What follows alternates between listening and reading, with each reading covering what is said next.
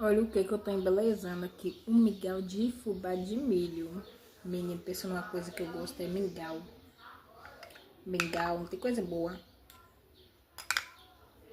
Eu lembro quando eu estudava na escola. Eles faziam muito esses mingau e eu comia pra caramba. Eu gosto demais de mingau. Muito bom. Coisa de milho é bom. É que é forte. E é saudável coisa de milho, né? Vocês gostam de mingau?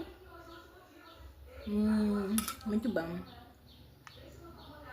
Eu acho que eu não enjoo disso fácil não, viu? Desde novinha eu gosto de comer mingau. E aí, vocês gostam de mingau de fubá, de milho? Tanto faz mingau de milho verde, é bom, né? Aqui é de fubá. Você compra o fubá e faz, né? Muito gostoso. Uma delícia. E aí, vocês gostam? Mingauzinho.